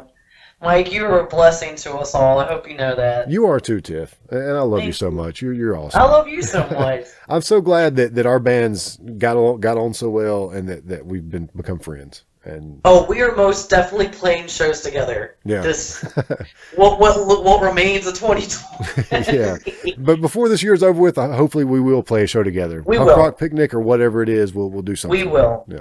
Oh, most definitely Punk Rock Picnic. Oh, definitely. This has been a Gabba Gabba Hunt Media Production.